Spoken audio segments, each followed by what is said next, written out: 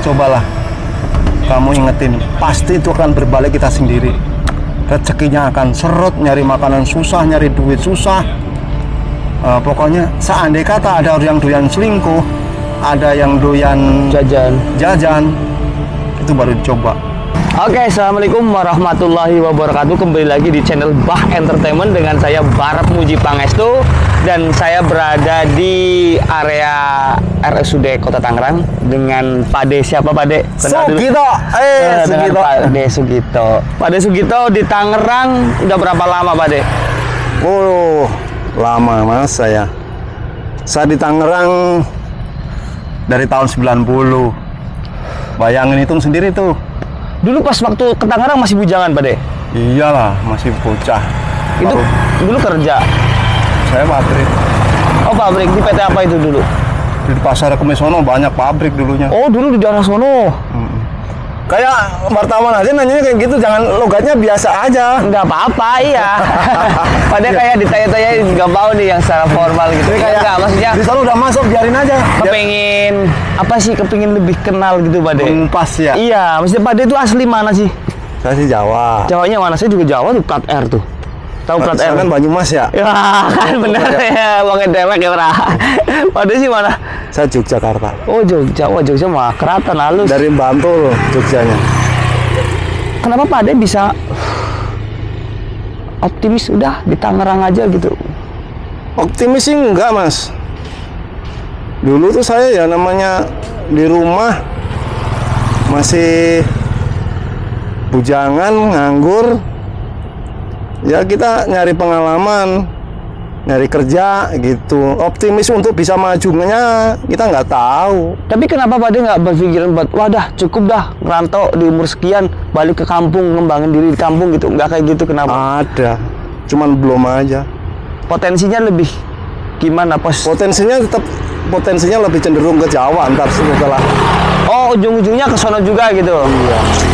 Sejauh-jauhnya burung berterbang, sejauh-jauhnya kaki melangkah, pada dasarnya hati seseorang itu kepengen kembali ke kandangnya ataupun ke sarangnya.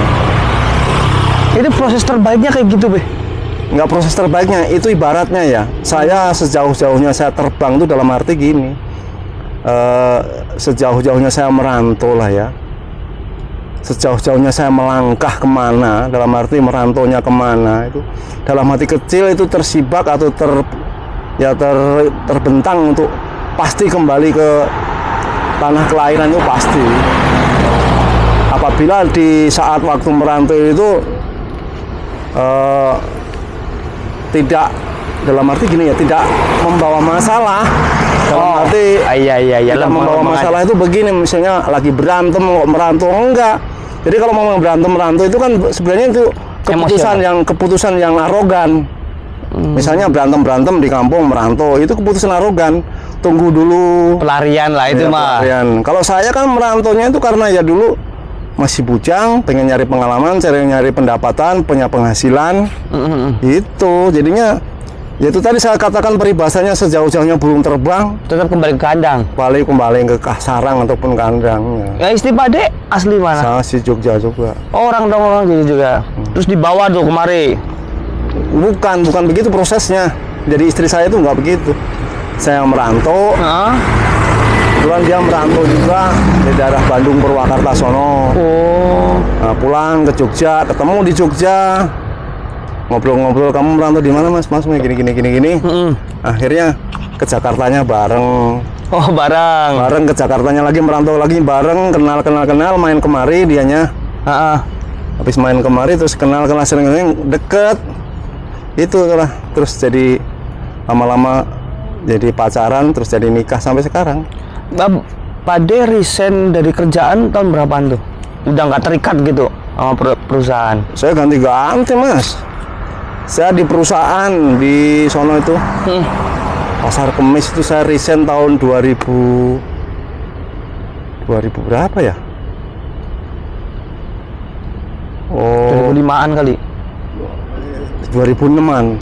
Sekitaran di situ. 2006-an. Padahal lagi enak-enaknya itu kan. Saya 6 tahun di sana. Oh, di si PT 6 kan tahun kurang. Tahun-tahun itu lagi potensi banget tuh, Pade. potensi jadi karyawan tetap, masih ada kesempatan, biasanya kan gitu. Bagaimana dulu itu ya, saya udah karyawan tetap. Dulu itu ceritanya begini loh Mas, yang namanya outsourcing itu dulu nggak ada. Iya benar ya Pak. Ada namanya hanya training, lepas training karyawan gitu. Nah langsung karyawan gitu ya. Langsung training 3 bulan, lepas training ya udah diangkat karyawan, statusnya begitu. Kalau dulu mah nggak ada yang namanya kontrak gitu ya. Kontrak outsourcing tuh nggak ada. Nah terus kenapa Pak Ade keluar tuh, resign tuh dulu karena ya gimana ya, pertama ya udah lama peningkatan ekonominya, keuangannya itu nggak meningkat. Istilah katanya itu kok nggak ngumpul gitu loh duitnya itu. Oh iya. Pengen ganti, siapa tahu ada nasib lebih bagus. Terus akhirnya memutuskan buat wirausaha. Belum, masih panjang prosesnya. Kerja lagi cari perusahaan lain. Saya terus kerja di wilayah Tangerang sini, Cikokol. Saya langsung kerja itu 12 tahun saya jadi karyawan security. 12 tahun saya mah pabrik terus. Kenyang ya Bade. Terus pabrik di saat itu saya terakhir itu ya. Iya, ya gimana nih petunjuknya buat saya nih jadi orang Tangerang ibaratnya kan. Baru kemarin juga. Iya, istilahnya gini tadi, saya terakhir bekerja keras lah ya. Iya. Jangan hanya mengandalkan satu celah pendapatan uang. Jangan ngandelin gaji doang gitu ya, pokoknya sebagai laki-laki jangan males, selalu berusaha keras. Tadi saya bilang jangan dengerin orang-orang yang istilahnya dibilang pemaruk, serakah apa, nggak usah dengerin. Apabila memang tercover, tenaga kita kuat, ya kan tenaga kita kuat kan kita yang tahu, istilahnya kita yang ngatur. Iya. Kalau saya itu harus melek lagi, kita harus makan diimbangin, tidur istirahat diimbangin, dalam arti ya seandainya kurang dikit pun nggak apa-apa, tapi kan kita yang tahu jaga kesehatan kita sebenarnya. Iya, kondisi badan kita tahu, yang kita tahu sendiri kita ya, diri kita sendiri. Itu jangan ngandelin gaji satu celah, dan jangan sering kalau ada rumah tangga ataupun masalah rumah tangga dengan istri katakanlah, jangan cepat ambil tindakan. Zaman sekarang nih kalau nggak kuat masalah keuangan ataupun ekonomi, cepat putus, itu yang nggak baik. Itu ya benar-benar ya, harus sabar ya Pak De. Sabar. Ada masalah di rumah tangga itu hal yang biasa. Jangan cepat ambil keputusan cerai, jangan. Pasti ada solusinya ya. Pasti ada solusinya. Kalau ngelihat cewek di sono itu misalnya kayak si Mas ini, iya. Mungkin aku kalau kawin sama dia mungkin akan bagus. Jangan kebanding-banding gitu. Jangan bisa kayak gituan. Nggak bisa ya. Kalau udah kawin ya udah itu. Ntar ada yang ngerayu kayak apa, ya udah jangan. Saya jujur aja nih, saya setelah nikah dulu itu, ya ke zaman saya itu cewek banyak Mas di daerah perantauan itu, yang pengen ini, ayo. Tapi kalau udah, lu mau jangan. Kalau apalagi udah rumah tangga, jangan ada gangguan kayak gituan. Jangan cepat-cepat memutuskan untuk cerai. Takdir yang terbaik adalah takdir yang dijalani sekarang ya Pak De berarti ya. Iya, pokoknya kalau ada masalah, rembuk, bilangin istri. Iya. Yang kayak gituan, jajan, selingkuh, cobalah kamu ingetin, pasti itu akan berbalik kita sendiri. Rezekinya akan seret, nyari makanan susah, nyari duit susah. Pokoknya seandainya kata ada yang doyan selingkuh, ada yang doyan jajan, itu baru dicoba. Buktiin kalau nggak percaya gitu ya, coba gitu ya. Itu baru di dunianya.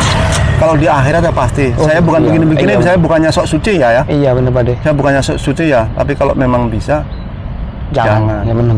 Selingkuh jangan. Jangan melikan lah ya, kalau Jawanya jangan, nggak usah melikan.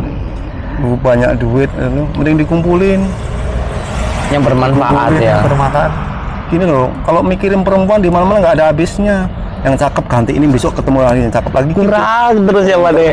Makanya intinya pengendalian diri kalau terhadap perempuan. Yang jelas itu yang bagus tuh memikirkan masa depan, ya.